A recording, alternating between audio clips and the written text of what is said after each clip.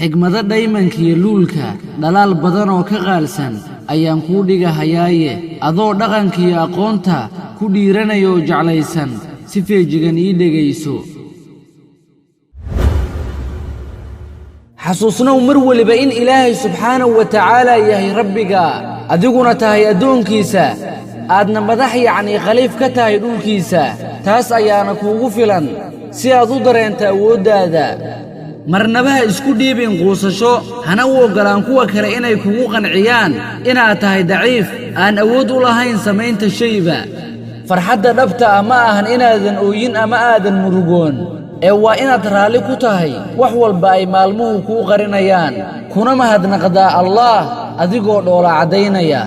qofka caaqilka ah hadduu qaldamo qaladkiisa wuu qirtaa laakiin qofka dabbaalka ah qaladkiisa wuu duugaa oo wuu inkiraa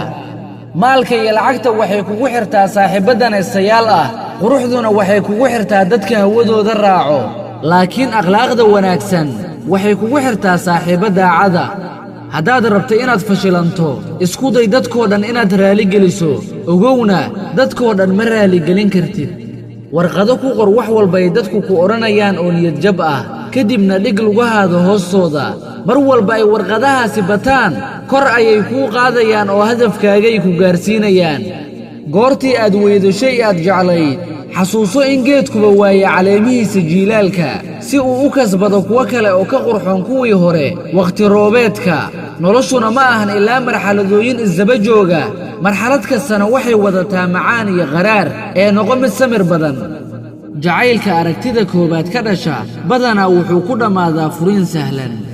dib ha u fiirin waxaad soo dhaaftay oo murugo ah waad murugoon haddaad ku mashquusho wixii hore ee murugo ahaa wakhtigaagana ku dhammaysan ka fikirka mustaqbalkaaga keliya alla tala saaro oo dadaal waad guulaysan doontaa inshaa allah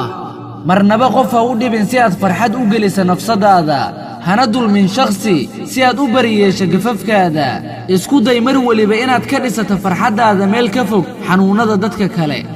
iska jir sinada waayo waxay leedahay 4 arrimood oo halis ah iftiinka wejiga ayay qaadaa risqiga way goysaa ilaahayna wuu ku caroodaa naartana waa lagu galaa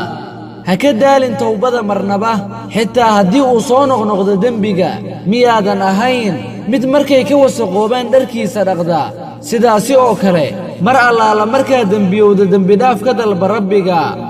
waxay weydiiyeen yaa qurux badan dayaxa iyo hooyada waxaan ugu jawaabay goortii aan eego hooyo waan ilaabaa dayaxa goortii aan dayaxa eegana waxaan soo xasuustaa hooyaday maalintu way gaaban tahay noloshuna way socotaa dembiyadana way sii kordhayaan naartana waxay leedahay ma jiraa wax dheeraad ah allah subxaanahu wa tacaalaana wuxuu leeyahay ma jiraa ruux baryootamaya ee aan ka ajiiba ducadiisa haddaba haddaad doonayso guusha labada daarood afkaaga yuusan ka daalin baryada alleh